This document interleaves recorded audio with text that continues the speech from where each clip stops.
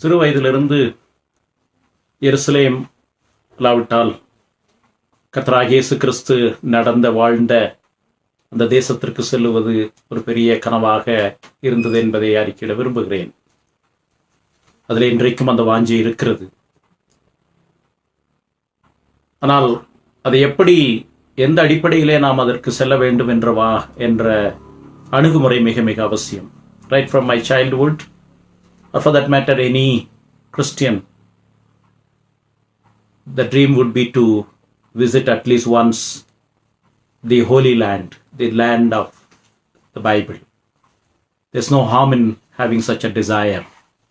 இப்படி இந்த நகரத்திற்கு, அந்த தேசத்திற்கு செல்ல வேண்டும் என்ற விருப்பம் தவறு கிடையாது. கர்த்தராகிய இயேசு கிறிஸ்து நம்முடைய இரட்சகர், வானத்தையும் பூமியையும் படைத்தவர், எருசலேமின் தெருக்களிலே புழுக்களிலே கலிலேயாவினுடைய பகுதிகளிலே நடந்து திரிந்து அற்புதங்களை செய்து அவர் ஊழியம் செய்து கர்த்தருடைய ராஜ்யத்தை அறிவித்து சிலுவையிலே என்னுடைய பாவங்களுக்காக, நம்முடைய பாவங்களுக்காக அவர் இழுத்து செல்லப்பட்டதையும் அடிக்கப்பட்டதையும் அந்த இடங்களையும் பார்ப்பதிலே எந்த விதமான தடையும் கிடையாது. அது ஒரு விருப்பம் என்று சொல்லலாம். ஆனால் எங்களுக்கு வேதாகமத்திலே, நான் வேதாகம கல்லூரியில் படிக்கும்போது கர்த்தராகிய இயேசு கிறிஸ்துவை ஏற்றுக்கொண்ட ஒரு யூத ரபி என்று சொல்லுகிறார்களே, அவர் கற்றுக் கொடுத்த ஒரு பாடத்தினுடைய சாரம்சம் வேதத்திற்கு எவ்வளவு பொருத்தமானது என்பதனாலே வாக்குத்தத்தம் பண்ணப்பட்ட தேசம் என்பதனுடைய தலைப்பிலே இந்த செய்தியை வழங்குகிறோம். ஆகவே உங்களுக்கு அனுப்பப்பட்ட அந்த இணைப்பிலே சொல்லப்பட்ட வார்த்தை holy land versus Bible land, அதாவது எது பரிசுத்த ஸ்தலம் என்ற கேள்வியோடு இந்த தலைப்பு உங்களுக்கு கொடுக்கப்பட்டிருக்கிறது. அப்போஸ்தலர் 7ஆம் அதிகாரத்தை நாம் குறிப்பாக கவனிக்க போகிறோம். தயவுசெய்து உங்களுடைய வேத புத்தகங்களை அப்போஸ்தலர் 7ஆம் அதிகாரத்தை திருப்பிக் கொள்ளுங்கள். அது முதல் இரத்த சாட்சியாக மரித்த ஸ்தேவானுடைய விசுவாச பிரகடனம். அல்லாவிட்டால் ஸ்தேவானை பற்றி அவருடைய ஞானத்தை எதிர்க்கக்கூடாமல் 2 குற்றச்சாட்டுகளை யூதர்கள் சொன்னார்கள். அந்த 2 குற்றச்சாட்டுகளுக்கும் பதிலாக கர்த்தராகிய இயேசு கிறிஸ்துவின் சுவிசேஷத்தை ஸ்தேவான் அறிவிக்கிறார்.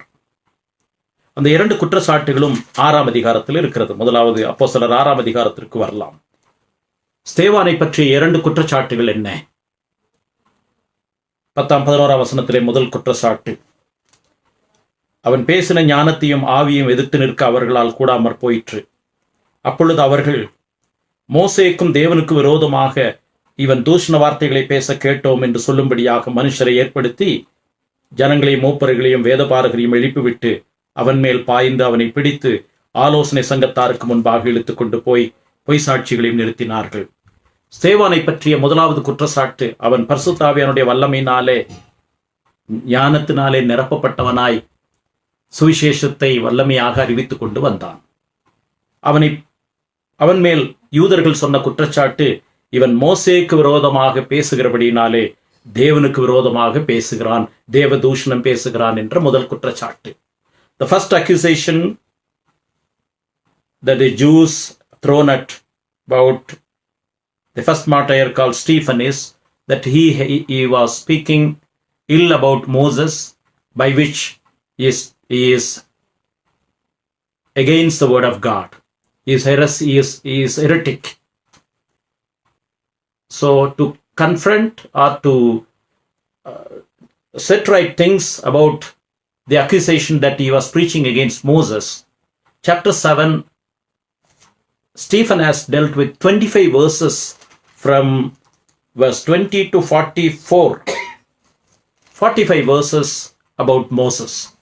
மோசையை பற்றி சொன்ன குற்றச்சாட்டை சரி பண்ணுவதற்காக மோசையை பற்றி பழைய ஏற்பாட்டில் என்னென்ன சொல்லப்பட்டது, அது எப்படி இரட்சகரோடு சம்பந்தப்பட்டது என்பதை குறித்து விரிவாக 25 வசனங்கள் அப்போஸ்தலர் 7ஆம் அதிகாரம் 20ஆம் வசனத்திலிருந்து 44ஆம் வசனம் வரைக்கும் ஒரு நீண்ட பிரசங்கத்தை செய்கிறார். அது முதலாவது குற்றச்சாட்டு. மோசேக்கு விரோதமாக பேசினான், அதன் மூலமாக கடவுளுக்கு விரோதமாக பேசினான். இரண்டாவது குற்றச்சாட்டு 13ஆம் வசனத்தை பார்க்கலாம். அப்போஸ்தலர் 6:13, 14 வசனங்கள். பொய் சாட்சிகளையும் நிறுத்தினார்கள். இவர்கள் இந்த மனுஷன் இந்த பரிசுத்த ஸ்தலத்துக்கும் வேத பிரமாணத்துக்கும் விரோதமாக தூஷண வார்த்தைகளை ஓயாமற் பேசுகிறான். எப்படி என்றால், நசரேனாகிய அந்த இயேசு இந்த ஸ்தலத்தை அழித்து போட்டு மோசே நமக்கு கொடுத்த முறைமைகளை மாற்றுவான் என்று இவன் சொல்ல கேட்டோம் என்றார்கள். அதாவது இரண்டாவது குற்றச்சாட்டு, இந்த ஸ்தேவான் இயேசு என்ற நசரேனரோடு சேர்ந்து கொண்டு அவர் சொன்ன வார்த்தைகள், இந்த ஸ்தலத்தை அழித்து போடுவேன், மோசே நமக்கு கொடுத்த முறைகளை மாற்றுவேன் என்று பரிசுத்த ஸ்தலம் ஆகிய எருசலேமுக்கும், அதிலும் குறிப்பாக பரிசுத்த ஸ்தலம் என்று பரிசுத்த இடம் என்று அவர்கள் நினைக்கிறார்களே எருசலேமில் உள்ள தேவாலயத்திற்கும் விரோதமாக பேசினார்கள் என்பதுதான் இரண்டு அடிப்படை குற்றச்சாட்டு.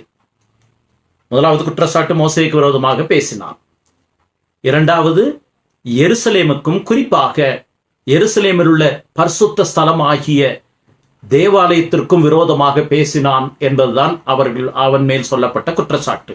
The second accusation against Stephen was that he was speaking against the holy temple, the holy place Jerusalem, and particularly about the holy place called Jerusalem Temple, by which he is identifying with Jesus the Nazarite, who said, "Destroy the temple, I will build it within 3 days." இப்படி இரண்டு குற்றச்சாட்டுகளை ஸ்தேவானுக்கு விரோதமாக சொன்னார்கள். மோசேக்கு விரோதமாக பேசினான், பரிசுத்த ஸ்தலத்துக்கு விரோதமாக பேசினான். இந்த இரண்டு குற்றச்சாட்டுகளுக்கும் பதில் சொல்லும் வண்ணமாக ஸ்தேவான் இந்த நீண்ட பிரசங்கத்தை செய்கிறான். அந்த நீண்ட பிரசங்கத்தினுடைய இறுதியிலே அவர் சொன்ன வார்த்தையிலிருந்து நாம் பார்க்க வேண்டும். 7ஆம் அதிகாரம் 48, 49, 50 வசனங்களை பார்க்கலாம். அங்கேதான் இந்த இரண்டு கேள்விகளுக்கும் பதில் சாரம்சமாக இருக்கிறது. அதற்கு முன்பாக சரித்திரத்திலிருந்து சொல்லுகிறார். அதை நாம் சுருக்கமாக பார்க்கலாம். முதலாவது 48, 49, 50 வசனங்களை பார்க்கலாம். The summary of his defense is found in verse 48, 49 and 50, which describes how the entire passage preceding this summary, historically how he dealt with, and finally come to the conclusion that the accusation against him is not based on the scriptures, but based on their traditions, their sentiment, and their own whims and fanciful ideas. அப்போஸ்தலர் 7ஆம் அதிகாரம் 48 வசனத்திலே, ஆகிலும் உன்னதமானவர் கைகளினால் செய்யப்பட்ட ஆலயங்களில் வாசமாயிரார். வானம் எனக்கு சிங்காசனமும் பூமி எனக்கு பாதப்படியுமாயிருக்கிறது. எனக்காக நீங்கள் எப்படிப்பட்ட வீட்டை கட்டுவீர்கள்? நான் தங்கி இருக்கத்தக்க ஸ்தலம் எது?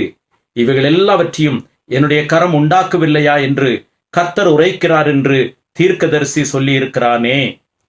வணங்கா கழுத்துள்ளவர்களே, இருதயத்திலும் செவிகளிலும் விருத்த சேதனம் பெறாதவர்களே, உங்கள் பிதாக்களைப் போல நீங்களும் பரிசுத்தாவிக்கு எப்பொழுதும் எதிர்த்து நிற்கிறீர்கள் என்று ஸ்தேவான் சொல்லுகிறதை பார்க்கிறோம். Stephen's response at the end of this long discourse is, does God dwell in a place which was built by the hands of human beings? Because he is quoting the Old Testament passage which says, the heaven is my pride and my everything. Heaven is my everything and earth is my footstool. My kingdom is right from heaven until the earth. Heaven is my seat, earth is my footstool. That is the response Stephen is giving against the accusation that he has spoken against the holy place, the holy temple. And on top of it he says, everything I have created, and also you, he is addressing the Israelites, you people who were not circumcised in the ears and in the heart. The circumcision is vital for you, not in the physical sense, but in your hearts and in your ears. இந்த பின்னணியிலே தான் எது பரிசுத்த ஸ்தலம் என்பதை குறித்து நீண்டதாக பேசிவிட்டுத்தான் மனுஷர் கட்டுகிற ஆலயங்களில் தேவன் வாசமாயிருக்க மாட்டார். அப்போஸ்தலர் 7:48. ஏனென்றால் வானம் எனது சிங்காசனம், பூமி எனது பாதப்படி. இப்பொழுது 7ஆம் அதிகாரத்தினுடைய முதல் பகுதிக்கு வரலாம். ஆபிரகாமை பற்றி பேசுகிறார். 4 பேரை பற்றி பேசுகிறார். சுருக்கமாக அதை பார்க்கலாம். ஆபிரகாமை பற்றி பேசுகிறார். 7ஆம் அதிகாரம் 2ஆம் வசனம். அதற்கு அவன், சகோதரரை பிதாக்களே கேளுங்கள், நம்முடைய பிதாவாகிய ஆபிரகாம் காரானூரிலே குடியிருக்கிறதற்கு முன்னமே மெசபத்தோமியா நாட்டிலே இருக்கும்போது மகிமையின் தேவன் அவனுக்கு தரிசனமானார். ஆபிரகாமுக்கு தேவன் தரிசனமான இடம், நீங்கள் பரிசுத்த ஸ்தலம் என்று சொல்லுகிறீர்களே அந்த எருசலேமிலே அல்ல, நீங்கள் பரிசுத்த ஸ்தலம் என்று நம்பிக்கொண்டிருக்கிறீர்களே அந்த இடம் அல்ல. ஆபிரகாமுக்கு தேவன் தரிசனமான இடம் மகிமையின் தேவன். அந்த வார்த்தைகளை கவனிப்போம். மகிமையின் தேவன் ஆபிரகாமுக்கு தரிசனமான இடம் அவன் காரானூரிலே வருவதற்கு முன்பதாக மெசபத்தோமியா நாட்டிலே இருக்கும்போது மகிமையின் தேவன் அவனுக்கு தரிசனமானார். அப்படி என்றால் கர்த்தர் தம்மை வெளிப்படுத்துவதற்கு, தமது மகிமையை காண்பிப்பதற்கு ஒரு கட்டடமோ ஒரு இடமோ அவசியம் இல்லை. கடவுள் மெசபத்தோமியா நாட்டிலே மகிமையின் தேவன் நம்முடைய பிதாவாகிய ஆபிரகாமுக்கு தரிசனமானார். அவன் மேல் சொல்லப்பட்ட குற்றச்சாட்டுக்கு இது பதில். என்ன குற்றச்சாட்டு? இவன் இந்த பரிசுத்த ஸ்தலத்திற்கு விரோதமாக பேசினான். உண்மைதான். எருசலேமினுடைய மேன்மையை நாம் குறைத்து மதிப்பிட முடியாது.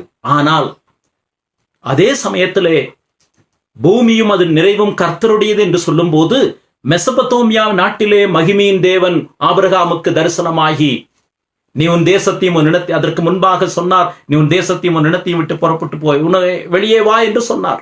மகிமையின் தேவன் ஆபிரகாமுக்கு தரிசனமான இடம் அது யூதர்கள் நம்பிக்கொண்டிருந்த அது பரிசுத்த ஸ்தலம் அல்ல. மகிமையின் தேவன் இந்த அண்ட சராசரங்களையும் படைத்த தேவன். வானம் எனது சிங்காசனம், பூமி எனது பாதப்படி என்று சொன்னாரே அந்த தேவன் மனிதர் கட்டுகிற ஆலயங்களில் குடியிருக்க அவர் வேண்டிய அவசியம் இல்லாதவர். மெசபத்தோமியா நாட்டில் அவனுக்கு தரிசனமானார். இது முதலாவது பதில். இரண்டாவது, நீண்ட அதிகாரம், ஆகவே எல்லாவற்றையும் பார்ப்பதில் இந்த 4 குறிப்புகளை பார்க்கலாம். இரண்டாவது குறிப்பு 17, 18 வசனங்களை பார்க்கலாம்.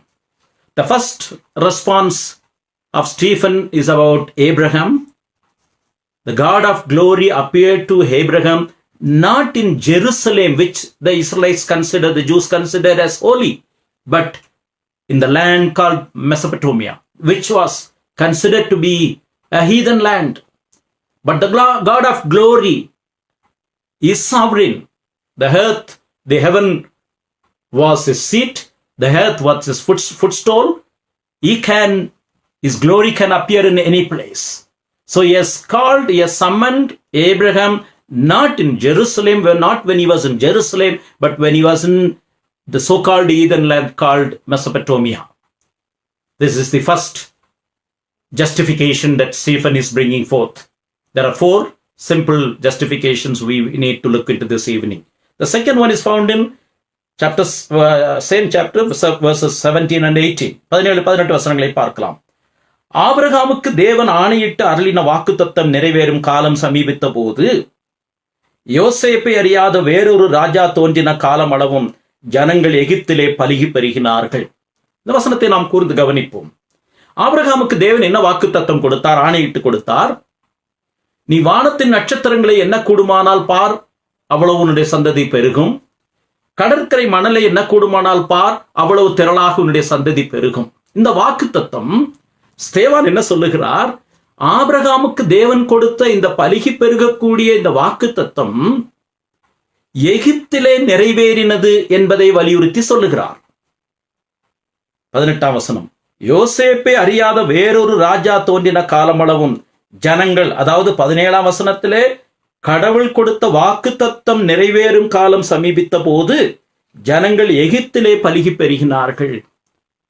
The promise of God to Abraham was, count the stars, your descendants will be that much. Count the sand, and that much would be your descendants. where did this promise came into fulfillment? Where did it come? It was in Egypt. We know for sure the Egyptian king Pharaoh and his courtiers, they were troubled that the Israelites were multiplying so much that they would even associate with their enemies when a war would break out. எகிப்தினுடைய ராஜா என்ன பயந்தார்? இந்த இஸ்ரவேல் ஜனங்கள் பெருகுகிறார்களே, பலுகி பெருகுகிறார்களே, ஒரு சண்டை வந்தால் நம்முடைய எதிரிகளோடு அவர்கள் சேர்ந்து நம்மையும் அவர்கள் அழித்து விடுவார்கள் என்று பார்வோன் சொன்னது நான் சொல்லி 2 வயதிற்குட்பட்ட குழந்தை பிறந்தால், ஆண் குழந்தை பிறந்தால் அவர்களை அழித்து விடுங்கள் என்று சொன்னான் என்பதை நாம் அறிந்திருக்கிறோம். அப்போ ஆண்டவர் ஆபிரகாமுக்கு கொடுத்த வாக்குத்தத்தம் நிறைவேறின இடம். ஸ்தேவான் என்ன சொல்லுகிறார்? நீங்கள் பரிசுத்த ஸ்தலம் என்று சொல்லுகிறீர்களே, அந்த எருசலேமிலே அது நடக்கவில்லை, அது எகிப்திலே நடந்தது. கடவுளுடைய வாக்குத்தத்தம் நிறைவேறுவதற்கு எல்லைகள் தடை கிடையாது. அவருடைய மகிமையை நிறைவேற்றுவதற்கு எல்லை வரைமுறை கிடையாது. எகிப்திலே அந்த வாக்குத்தத்தம் நிறைவேறினது. ஆகவேதான் அவர்கள் எகிப்தினுடைய அவர்கள் அடிமையாக்கப்பட்டதற்கு காரணமே யாத்ராகமத்திலே நாம் தெளிவாக படிக்கிறோம். இவர்கள் பலுகி பெருகி நாளுக்கு நாள் விருத்தி அடைந்தபடியினாலே அவன் என்ன செய்கிறான்? எகிப்தின் ராஜா அவனை ஒடுக்குகிறான். யாத்ராகமம் 2 அதிகாரம் 9 பாருங்கள். Exodus chapter 2 and verse 9.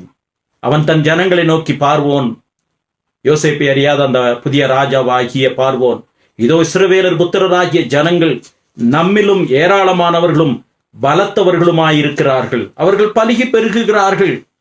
கடவுளுடைய வாக்குத்தத்தம் 7 பார்க்கலாம், முந்தின வசனத்தை பார்க்கலாம். யாத்திராகமம் 1:7. மன்னிக்கும் 1:7. இஸ்ரவேல் புத்திரர் மிகுதியும் பலுகி ஏராளமாய் பெருகி பலத்திருந்தார்கள், தேசம் அவர்களால் நிறைந்தது. அதே 1 அதிகாரம் 9 வசனம், 2 அதிகாரம் அல்ல, 1 அதிகாரம். பார்வோன் தன் ஜனங்களை நோக்கி, இது இஸ்ரவேல் புத்திரராகிய ஜனங்கள் நம்மிலும் ஏராளமானவர்களும் பலத்தவர்களுமாய் இருக்கிறார்கள், அவர்கள் பெருகாதபடிக்கு அவன் வேலை செய்கிறான். இப்படி ஸ்தேவான் என்ன சொல்லுகிறார்? கடவுளுடைய வாக்குத்தத்தம் ஆபிரகாமுடைய சந்ததி விருத்தி அடையும், பலுகி பெருகுவார்கள் என்பது எகிப்திலே நடந்தது. கடவுளுடைய மகிமை, கடவுளுடைய வல்லமை பிரசித்தமான இடம் எங்கே? இவர்கள் நம்பிக்கொண்டிருந்த இஸ்ரவேல் தேசம் அல்ல, எருசலேம் அல்ல, மாறாக எகிப்திலே அந்த வாக்குத்தத்தம் நிறைவேறினது. 3வது, மோசேயை பற்றி நாம் படிக்கிறோம். அப்போஸ்தலர் 7 அதிகாரம் 30 வசனம் 31 வசனத்தை பார்க்கலாம். 32, 33 வசனங்கள். முச்செடியின் நடுவிலே ஆண்டவர் பேசுகிறார். அப்போஸ்தலர் 7 அதிகாரம் 32, 33 வசனங்கள். மோசே அந்த தரிசனத்தை பார்த்து அதிசயப்பட்டு உற்று ஆண்டவரிடத்திலே வரும்போது, நான் ஆபிரகாமின் தேவனும் ஈசாக்கின் தேவனும் யாக்கோபின் தேவனும் ஆகிய உன் பிதாக்களுடைய தேவனாய் இருக்கிறேன் என்று கர்த்தர் திருவுளம் பற்றின சத்தம் அவனுக்கு உண்டாயிற்று. அப்பொழுது மோசே நடுக்கமடைந்து உற்று பார்க்க துணியாமல் இருந்தான். பின்னும் கர்த்தர் அவனை நோக்கி, உன் பாதங்களில் இருக்கிற பாதரட்சிகளை கலற்றி போடு, நீ நிற்கிற இடம் பரிசுத்த பூமியாயிருக்கிறது என்றார். யாத்ராகமத்திலே நடந்த சம்பவத்தை ஸ்தேவான் இங்கே சுட்டி காண்பிக்கிறார். இந்த சம்பவம் நடந்த இடம் நமக்கு தெரியும், சீனாய் மலையின் வனாந்தரத்திலே நடந்தது. 30 வசனத்திலே 40 வருஷம் சென்ற பின்பு சீனாய் மலையின் வனாந்தரத்திலே கர்த்தருடைய தூதனானவர் முச்செடியின் நடுவில் இருந்து மோசேயோடு பேசுகிறார். இந்த அதிசய காட்சியை பார்க்க போகிறான். அப்பொழுது ஆண்டவர் சொன்ன வார்த்தை, நீ நிற்கிற இடம் பரிசுத்த பூமி, உன் பாதங்களில் இருக்கிற பாதரட்சிகளை கலற்றி போடு, ஏனென்றால் நீ நிற்கிற இடம் பரிசுத்த பூமி. Acts chapter 7 verse 30 and 31 and 32, 33. We know this incident has taken place in the mountain of Sinai before the Israelites could pass through. Moses was tending his father-in-law's sheep. Suddenly the bush was burning, but it's not consumed. He said, this is an exciting sight that I would observe closely from close quarters. And the Lord said, from some noise came from, the Lord has spoken, don't come near. Stand where you are and remove your sandals, because this is the holy ground. எது பரிசுத்த பூமி? ஸ்தேவான் மறுபடியும் சொல்லுகிறார், சீனாய் வனாந்தரம் அது. அந்த வனாந்தரத்தில் யாரும் அதை பரிசுத்தமாக்க முடியாது, அதை சுத்திகரிக்க முடியாது. அது எப்படிப்பட்ட இடம் என்று நமக்கு தெரியும். வனாந்தரம் என்றாலே எந்த விதமான நம்பிக்கையும் இல்லாத இடம். அந்த இடத்தை பார்த்து மோசேயை ஆண்டவர் சொல்லுகிறார், உன் பாதரட்சைகளை கழற்றி போடு, நீ நிற்கிற இடம் பரிசுத்த பூமி. Remove your sandals because this is the holy ground. ஸ்தேவான் சொல்லுகிறார், மோசேயை பொறுத்தளவிலே அவன் இஸ்ரவேல் தேசத்தை பார்ப்பதை காட்டிலும் அவன் இஸ்ரவேலினுடைய தேசத்தினுடைய பரிசுத்தத்தை அவன் பார்க்கவில்லை. மோசே அந்த இடத்திலே நின்ற போது அதை தேவன் நீ பரிசுத்த பூமி என்று சொன்னார். கடவுள் மனிதனை தம்முடைய சித்தத்திற்காக அழைக்கும் போது அதைத்தான் பரிசுத்த அழைப்பு என்று சொல்லுகிறோம், பரிசுத்த இடம் அதனுடைய தாக்குதல் என்று சொல்லுகிறோம். மறுபடியும் இவன் தன்னை பற்றி சொன்ன குற்றச்சாட்டுக்கு பதில் சொல்லுகிறான். இவன் பரிசுத்த ஸ்தலத்துக்கு விரோதமாக பேசினான், அதற்கு பதில் சொல்லிக் கொண்டு வருகிறான். ஆபிரகாமுக்கு சொன்னார், ஆபிரகாம் வாக்குத்தத்தம் பண்ணப்பட்ட தேசத்திலே அந்த கானானிலே அதிகமாக அவன் தங்கி இருக்கவில்லை, அடிக்கடி பிரயாணப்பட்டு கொண்டே இருந்தான். ஆபிரகாமை பொறுத்தளவிலே அவன் அந்த வாக்குத்தத்தம் பண்ணப்பட்ட கானான் தேசத்திலே பரதேசியை போல சஞ்சரித்தான் என்று வசனம் இருக்கிறது. மோசேயை பொறுத்தளவிலே பாருங்கள், மோசே கானான் தேசத்திற்குள் பிரவேசிக்கவே இல்லை. We know for sure Moses never entered into the promised land. He was not permitted to enter into the promised land. We have studied in another time why scripturally we derived the theory how and why Moses was denied from entering into the promised land. Moses could never see the promised land. Look at this, interesting. ஆனால் அவன் பரிசுத்தத்தோடு தொடர்பு இருந்தது. அவனுக்கு பரிசுத்த ஸ்தலத்தோடு தொடர்பு இல்லை. பரிசுத்தமுள்ள தேவனுடைய அழைப்பை அவன் சீனாய் வனாந்தரத்திலே கேட்டான். அவன் அந்த பரிசுத்த நகரமாகிய எருசலேமுக்குள்ளாக போகவில்லையே, பரிசுத்த தேவாலயத்தை அவன் கண்டதில்லையே. அப்படி என்றால் எது பரிசுத்த ஸ்தலம் என்று ஸ்தேவான் கேட்கிறார். சீனாய் வனாந்தரத்திலே அவனை பார்த்து நீ நிற்கிற இடம் பரிசுத்த பூமி என்று சொன்னாரே, அதுதான் பரிசுத்த ஸ்தலம்.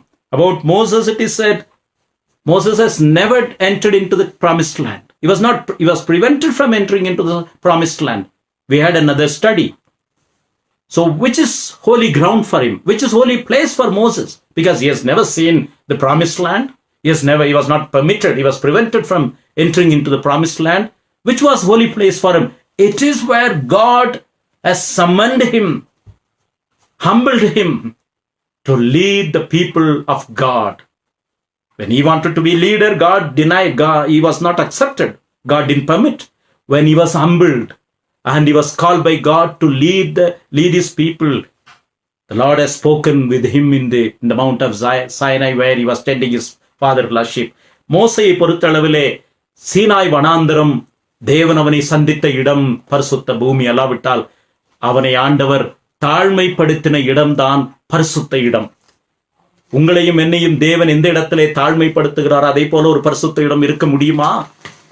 நான்காவது தாவீதை பற்றி பேசுகிறார்.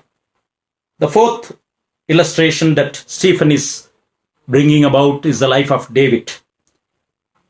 கிட்டத்தட்ட 45ஆம் வசனத்திலிருந்து 44ஆம் வசனம் வரைக்கும், 45 50 வரைக்கும் ஸ்தேவானை பற்றி சொல்லுகிறார், தாவீதை பற்றி சொல்லுகிறார். தாவீதை பற்றி சொல்லும் போது 45ஆம் வசனத்திலே, மேலும் யோசுவாவுடனே நம்முடைய பிதாக்கள் அதை பெற்றுக்கொண்டு தேவன் அவர்களுக்கு முன்பாக துரத்திவிட்ட புறஜாதிகளுடைய தேசத்தை அவர்கள் கட்டிக்கொள்ளுகையில் அதை அந்த தேசத்தில் கொண்டு வந்து தாவீதின் நாள் வரைக்கும் வைத்திருந்தார்கள். இவன் என்றால் தாவீது தேவனிடத்தில் தயவு பெற்றபடியினால் யாக்கோபின் தேவனுக்கு ஒரு வாசஸ்தலத்தை தான் கட்ட வேண்டும் என்று விண்ணப்பம் பண்ணினான். ஏன் இதை ஸ்தேவான் கொண்டு வருகிறார்? ஏனென்றால் பரிசுத்த ஸ்தலத்தை பற்றிய குற்றச்சாட்டு இவன் மேல் சொல்லப்படுகிறது. இங்கே தாவீதை கொண்டு வருவதற்கு காரணம், தாவீது தேவாலயத்தை கட்ட விரும்பினான். அப்பொழுது நமக்கு தெரியும், பழைய ஏற்பாட்டிலே ஆண்டவர் சொன்னார், உன்னுடைய கைகள் ரத்தம் படிந்து இருக்கிறபடியினாலே நீ என்னுடைய ஆலயத்தை கட்ட வேண்டாம். சாலமோனுடைய சமயத்திலே தேசம் அமைதலாக இருக்கும், அவன் தேவாலயத்தை கட்டட்டும், நீ எனக்கு தேவாலயத்தை கட்ட வேண்டாம். தாவீது சொன்னான், நான் வீடு அழகா இருக்கிறது, கர்த்தருடைய உடன்படிக்கை பெட்டி வெளியே ஒரு நிரந்தரமான இடம் இல்லாமல் இருக்கிறது என்று சொன்ன போது நீ எனக்கு ஆலயம் கட்ட வேண்டாம் என்றார். தேவனுடைய இருதயத்திற்கு ஏற்றவன் என்று அழைக்கப்பட்ட தாவீது பரிசுத்த ஸ்தலத்தை கட்ட அனுமதிக்கப்படவில்லை. ஆனால் அவனுடைய இருதயத்தின் வாஞ்சியை ஆண்டவர் அங்கீகரித்து உன்னுடைய இருதயத்தின் வாஞ்சையை நான் அறிந்திருக்கிறேன். பரிசுத்த ஸ்தலம் எது? நம்முடைய இருதயத்தின் வாஞ்சை கடவுளுக்கு பிரியமாய், தாவீதை பற்றி சொன்ன வார்த்தை, என்னுடைய இருதயத்திற்கு ஏற்றவனாக அவனை கண்டேன் என்று சொன்னார். நம்முடைய இருதயம் மனிதர் அறிந்து கொள்ள முடியாத, பார்க்க முடியாத நம்முடைய இருதயத்தின் அந்தரங்கங்கள் பரிசுத்த தேவனுக்கு முன்பாக பிரீதியாய் விருப்பமுள்ளதாய் இருக்கும் என்று சொன்னால் அது பரிசுத்த ஸ்தலம். தாவீதை தேவன் ஆலயத்தை கட்ட அனுமதிக்கவில்லை, மாறாக அவருடைய குமாரன் கட்டினான். அடுத்த வசனத்திலே பார்க்கிறோம், 47 வசனத்திலே, சாலமோனோ அவருக்கு ஆலயத்தை கட்டினான். இங்கே நாம் என்ன பார்க்கிறோம்? இந்த 4 பேரும், ஆபிரகாம், யோசேப்பு, மோசே, தாவீது, இந்த 4 பேரும் பரிசுத்தவான்கள். தெளிவாக விசுவாசிகளுடைய பட்டியலே எபிரேயர் 11 அவர்கள் இருக்கிறார்கள். அவர்கள் 4 பேரும் தேவனுடைய கனமுள்ள பாத்திரங்களாக, பரிசுத்த பாத்திரங்களாக வணையப்பட்டு தேவனால் பயன்படுத்தப்பட்டவர்கள். ஆனால் இந்த 4 பேரும் இந்த யூத ஜனங்கள் பரிசுத்த ஸ்தலம் என்று சொன்ன தேவாலயத்தையோ அல்லாவிட்டால் தேவனுடைய பரிசுத்த வாசஸ்தலம் என்று சொன்ன எருசலேமினுடைய மேன்மையோ முழுமையாக ருசிக்கவில்லை. ஆபிரகாம் தேவாலயத்தை பார்த்தது கிடையாது. வாக்குத்தத்தம் பண்ணப்பட்ட தேசத்திலே அவனுக்கு 100 ஆண்டுகளுக்கு பிறகுதான் அவனுடைய பிள்ளைகள், அவருடைய சந்ததியார் நிரந்தரமாக கொஞ்ச நாள் வாசம் பண்ணினார்கள். ஆபிரகாம் கொஞ்ச நாள் தான் இருந்தான், ஆனால் அவன் அடிக்கடி பிரயாணப்பட்டிருந்தான். அந்த கானான் தேசத்திலே கொஞ்ச நாட்கள் இருந்த ஆபிரகாமை பற்றி எபிரேயர் 11 அதிகாரத்திலே சொல்லப்படுகிற வார்த்தையை இங்கே நாம் கவனிக்க வேண்டும். எபிரேயர் 11 அதிகாரம் 9 வசனத்திலே விசுவாசத்தினாலே ஆபிரகாமை பற்றி படிக்கிறோம். அவன் வாக்குத்தத்தம் பண்ணப்பட்ட தேசத்திலே பரதேசியை போல சஞ்சரித்து அந்த வாக்குத்தத்தத்திற்கு உடன் சுதந்திரராகி ஈசாக்கோபோடும் யாக்கோபோடும் கூடாரங்களில் குடியிருந்தான். அவன் குறுகிய காலம் ஆண்டவர் கொடுத்த கானான் தேசத்துக்கு போனான். ஆனால் அந்த நாட்களிலே, அந்த குறுகிய காலத்திலே கூடாரங்களிலே குடியிருந்தான். அதற்கு வேதம் விளக்கம் கொடுக்கிறது. 10 வசனத்தை பார்க்கலாம். ஏனெனில் தேவன் தாமே கட்டி உண்டாக்கின அஸ்திபாரங்கள் உள்ள நகரத்திற்கு அவன் காத்திருந்தான். தெளிவாக நாம் பார்க்கிறோம், வாக்குத்தத்தம் பண்ணப்பட்ட தேசம் என்று சொல்லும் போது ஆபிரகாம் முழுமையாக அதை சுதந்திரிக்கவில்லை. அவன் வாழ்ந்த சில காலம் அந்த இடத்திலே ஒரு கூடாரத்தை கட்டி அதிலே இருந்தான். ஏனென்றால் 10 வசனத்தில் அதற்கு பதில், தேவன் தாமே கட்டி உண்டாக்கின அஸ்திபாரங்கள் உள்ள நகரத்துக்கு அவன் காத்திருந்தான். Hebrews 11 chapter 11 sheds light upon Abraham's sojourn in the promised land. He didn't live for long. He was traveling about. The brief time that he was dwelling in the promised land, he was living in tents. That's what Hebrews 11:9 says. And the 10th verse gives the explanation why he lived in tents in the promised land in Canaan, because he was anticipating the city that is built by God with firm and eternal foundation. அதே போல 14 வசனத்தையும் பார்க்கலாம். இப்படி அறிக்கையிடுகிறவர்கள், அதாவது Abraham, ஈசாக்கு, யாக்கோபு என்பவர்கள் சுயதேசத்தை நாடி போகிறோம் என்று தெரியப்படுத்தி இருந்தார்கள். 16 வசனம், அதை அல்ல, அதை என்றால் இந்த தேசத்தினுடைய காட்சியை சொல்லுகிறார். அதிலும் மேன்மையான பரமதேசத்தையே விரும்பினார்கள். They were longing for the eternal celestial city that God has prepared for them. It is true that they were living in the promised land for a brief period. It was not, their heart was not very much in the city that God has allowed them to live for a brief period. They were looking for the celestial city that God in his mighty wisdom has prepared. That is why Bible says God was not ashamed to be called as the God of Abraham, Isaac and Jacob. வேதத்திலே பல இடங்களிலே நான் ஆபிரகாமின் தேவன், ஈசாக்கின் தேவன், யாக்கோபின் தேவன் என்று சொல்ல வெட்கப்படவில்லை என்று சொல்லுகிறோமே, அதற்கான காரணம் இங்கே இருக்கிறது. வேதத்தின் பல இடங்களில் இதை படிக்கிறோம். எபிரேயர் 11:16, அதையல்ல, அதிலும் மேன்மையான பரமதேசத்தையே விரும்பினார்கள். ஆகையால் தேவன் அவர்களுடைய தேவன் என்னப்பட வெட்கப்படுகிறதில்லை, அவர்களுக்கு ஒரு நகரத்தை ஆயத்தம் பண்ணினாரே.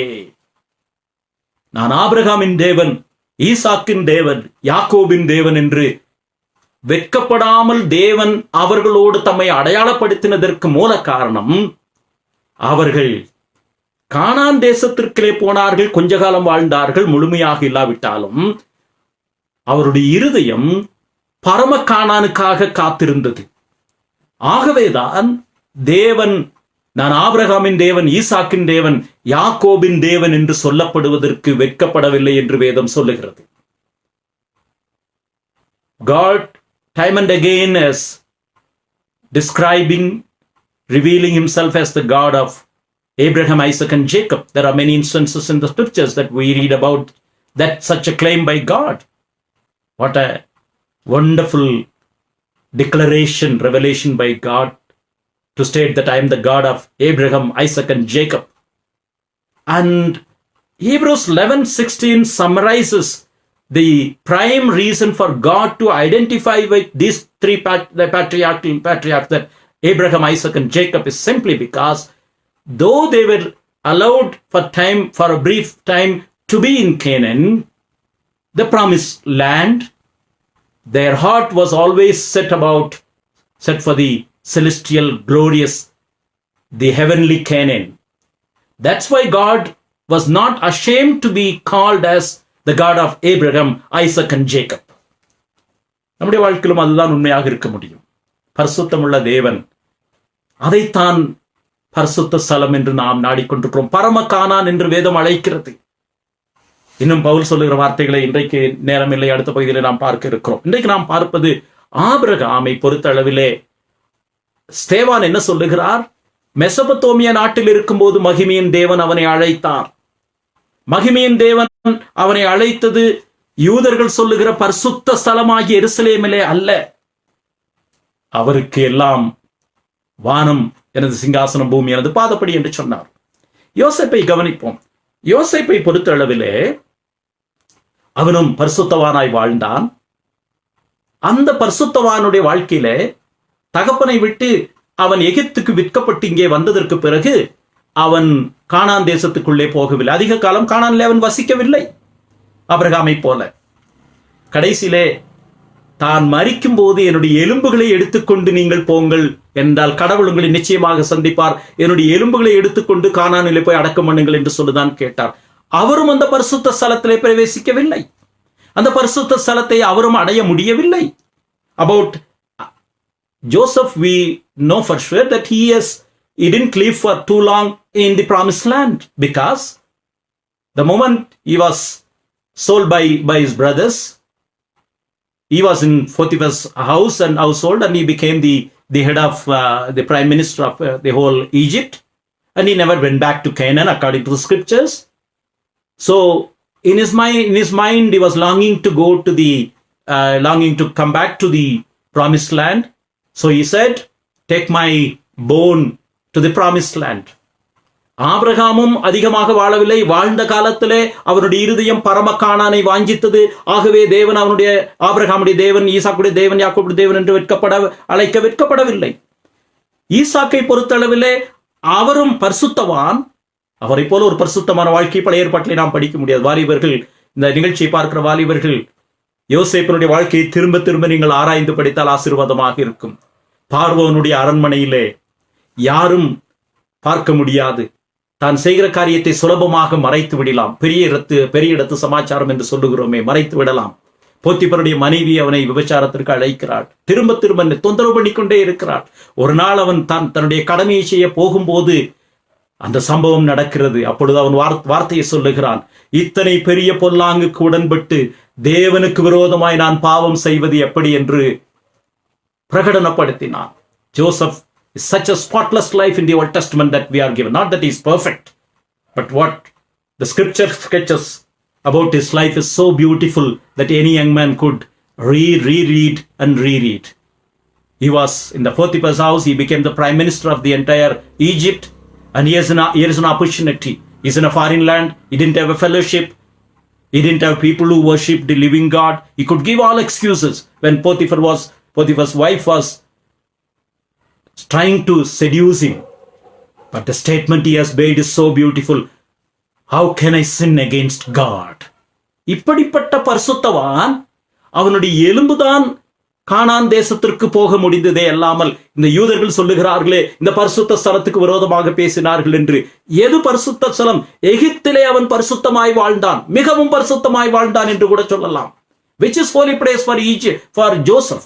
He lived in Egypt in an environment which is hostile to godliness, but he lived such a glorious, godly, saintly life. Which is holy place for Joseph? It is the place where he obeyed God with all his mind, soul, and spirit. That is the holy place. Not the claim that Jews were attributing with Jerusalem and its temple. We'll come to that later. அதை பின்னாலே நாம் வருவோம். மூன்றாவது, மோசேயை பொறுத்தளவிலே அவன் வாக்குத்தத்தம் பண்ணப்பட்ட கானான் தேசத்திலே பிரவேசிக்க முடியவில்லை.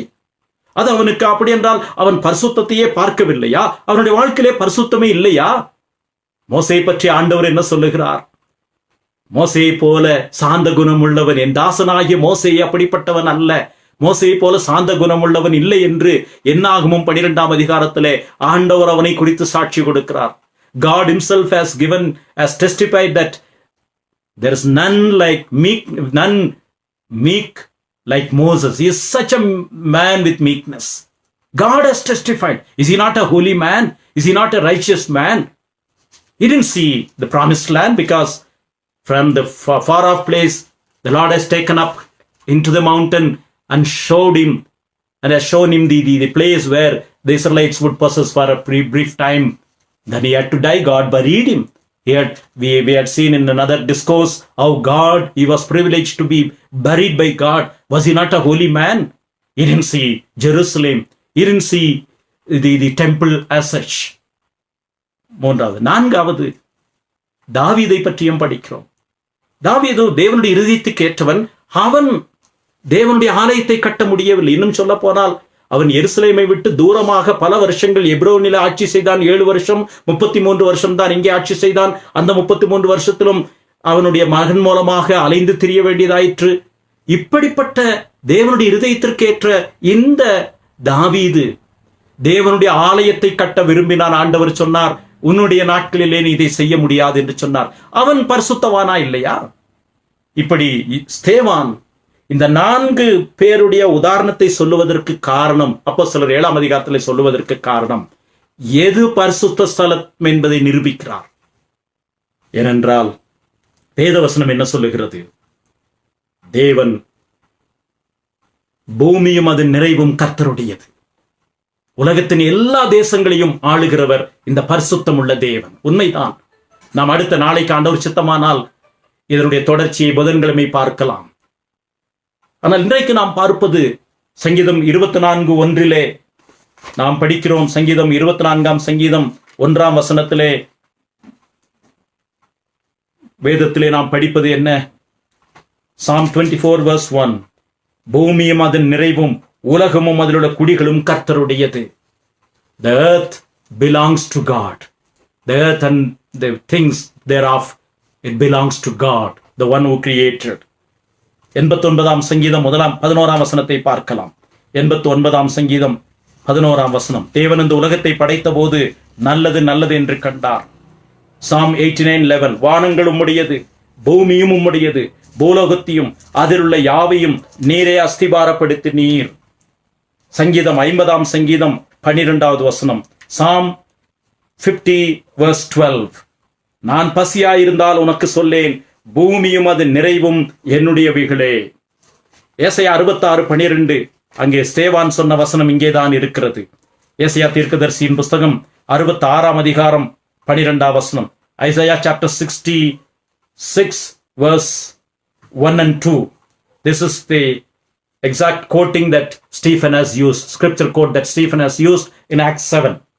கர்த்தர் சொல்லுகிறது என்னவென்றால், ஏசாயா 66:1-2 வசனங்கள். கர்த்தர் சொல்லுகிறது என்னவென்றால், வானம் எனக்கு சிங்காசனம், பூமி எனக்கு பாதப்படி, நீங்கள் எனக்கு கட்டும் ஆலயம் எப்படிப்பட்டது. இது பழைய ஏற்பாடு இஸ்ரவேல் ஜனங்களோடு நேரடியாக சொல்லப்பட்ட வார்த்தை.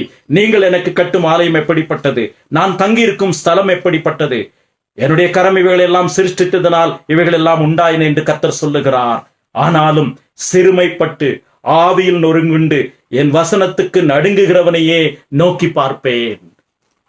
நீங்கள் கட்டடத்தை நம்ப வேண்டாம், என்னுடைய வசனத்திற்கு செவி கொடுத்து சிறுமைப்பட்டு ஆவியில் நொறுங்குண்டு என்னுடைய வசனத்திற்கு காத்திருக்கிறவன். இன்னும் சொல்ல போனால் புதிய ஏற்பாட்டிலே சொல்லப்பட்ட வார்த்தை 1 கொரிந்தியர் 10ஆம் அதிகாரம் பவுல் என்ன சொல்லுகிறார்? 1 கொரிந்தியர் நாம் எப்படி தேவனுடைய ஆலயமாக உலகம் எப்படி அவருடைய சிருஷ்டிப்பு என்று சொல்லப்படுது. 1 Corinthians chapter 10:26, பூமியும் அது நிறைவும் கர்த்தருடையது. The earth and the fullness thereof belong to God. இப்படி தேவன் இந்த அண்ட சராசரங்களையும் ஆளுகிறவர். மனிதர் கட்டுகிற ஆலயத்திலே வாசம் பண்ணுவாரா? அதுதான் ஸ்தேவான் கேட்கிறார். ஏனென்றால் வானம் எனது சிங்காசனம், பூமி எனது பாதப்படி என்று சொன்னாரே. இந்த 4 உதாரணங்களையும் சொல்லி முடிக்கும் பொழுதுதான் யூத ஜனங்கள் இந்த வார்த்தைகளை கேட்ட பொழுது மூர்க்கம் கொண்டு அவனை கல்லெறிந்து அவனை மரிக்க செய்தார்கள். முதல் இரத்த சாட்சியினுடைய அந்த அதிகாரம் அப்போஸ்தலர் 7ஆம் அதிகாரம். ஆகவே தேவன் கொடுத்த வாக்குத்தத்தத்தினுடைய தேசம் எது? பரமகானான். அதை தொடர்ந்து இந்த உலகத்திலே தேவன் அனுமதித்த இடம் எது? நாம் அநேக சமயத்தில் சென்டிமெண்ட்னாலே நாம் எருசலேமை பற்றியும் இஸ்ரவேல் தேசத்தை பற்றியும் பேசுகிறோம். தவறு கிடையாது. ஏற்கனவே நான் முதல்ல சொன்னேன், இடையிலே கட்டாகிவிட்டது. தயவு செய்து அந்த வார்த்தையை திருப்ப சொல்லுகிறேன். நானும் இந்தியாவிலே சிறுபையனாக வளரும் போது, ஒரு கிறிஸ்தவ குடும்பத்திலே பிறந்தபடியினால் எப்படி வளரும் போது எருசலேமை பற்றியும் இஸ்ரவேல் தேசத்தை பற்றியும் நியூஸ் வருகிறதா என்று அதை குறித்து ஆர்வமாக படித்தேன். அதில் தவறு கிடையாது. இன்றைக்கும் அதை பற்றி படிக்கிறோம். ஆனால் எனக்கு வேதாகம கல்லூரியிலே கற்றுக் கொடுத்த ஒரு ஆசிரியர், ஒரு ரபையாக, யூத போதகராக இருந்து ஆண்டவராகிய இயேசு கிறிஸ்துவை சொந்த ரட்சகராக ஏற்றுக்கொண்டு போதகராக எங்களுக்கு கற்றுக் கொடுத்தவர் சொன்னார், வேதத்தினுடைய அடிப்படையிலே யார் உண்மையான யூதர்கள் என்று கிரமமாக சொல்லிக் கொடுத்தார். புதன்கிழமை அதை நாம் பார்க்கலாம். நாம் இந்த செய்தி முடிக்கும் போது நாம் கேட்க வேண்டிய கேள்வி, எது பரிசுத்த ஸ்தலம்? which is holy land? இன்றைக்கு பரிசுத்த ஸ்தலத்திற்கு ஹோலி லேண்ட் டூர் என்று சொல்லுகிறார்கள். எருசலேமுக்கு போவதோ இஸ்ரவேல் தேசத்துக்கு போவதோ எல்லா கிறிஸ்தவருடைய ஒரு கனவாக இருக்கும், விருப்பமாக இருக்கும். தவறே கிடையாது. ஆனால் அங்கே போய் வருவதனாலே பரிசுத்தம் அடைய முடியாது. It is the Bible land. அது வேதத்தினுடைய தேசம். வேதத்தினுடைய சம்பவங்கள் நடந்த இடங்கள். நம்முடைய ஆண்டவராகிய இயேசு கிறிஸ்து நடந்து திரிந்த புழுதியிலே அவர் நடந்து திரிந்து அற்புதம் செய்து நன்மை செய்கிறவராக சுற்றி திரிந்து எனக்காக அவர் பரிபூர்ணமாக கீழ்ப்படிந்து சிலுவை நோக்கி சென்ற அவர் வாழ்ந்த இடம். It is the Bible land. ஆனால் வாக்குத்தத்தம் பண்ணப்பட்ட தேசம் என்பது எதை என்று நாம் பார்க்க வேண்டும். ஆண்டவர் சித்தமானால் புதன்கிழமை நாம் அதை பார்க்க கர்த்தர் கிருபை செய்வாராக. இதுல சென்டிமெண்ட் நிறைய இருக்கிறது. ஆகவேதான் இந்த செய்தியை மனைவி பிள்ளைகளிடத்திலே சொன்னேன், ஜெபத்தோடு நீங்கள் ஆயத்தப்படுங்கள் என்றால் இது சென்டிமெண்டோடு சேர்ந்த ஒரு செய்தி. ஆனால் வேதத்தினுடைய அடிப்படையிலே எல்லாரும் கவனிக்க வேண்டும் என்று அதற்காக நீங்கள் ஜெபியுங்கள் என்று சொன்னேன். இந்த மாலையிலே எது பரிசுத்த ஸ்தலம்? இன்னொரு அதை மாற்றி கேட்க வேண்டும் என்றால், யார் பரிசுத்தவான்கள் அல்லாவிட்டால் எது பரிசுத்த ஸ்தலம் என்று சொல்லும் போது, தேவன் நம்முடைய இருதயங்களிலே வாசமாகிறாரே, இது பரிசுத்த ஸ்தலம். தேவன் வானாதி வானங்களின் தேவன். மனிதர் கட்டுகிற கோயில்களிலே குடியிருப்பது கிடையாது. அவரை சுருக்க முடியாது. விக்கிரகம் என்பது கடவுளை மட்டுப்படுத்துவதுதான் விக்கிரகம். Idol worship is limiting God is idol worship. நம்முடைய வாழ்க்கையிலே, நம்முடைய உறவுகளே, உணர்விலே, தீர்மானத்திலே, ஆலோசனையிலே கடவுளை எந்தெந்த நேரங்களிலே, எந்தெந்த இடங்களிலே, எந்தெந்த சூழ்நிலைகளிலே நாம் சுருக்குகிறோமோ, அவருக்கு இடமில்லையோ, அதுதான் விக்கிரகம்.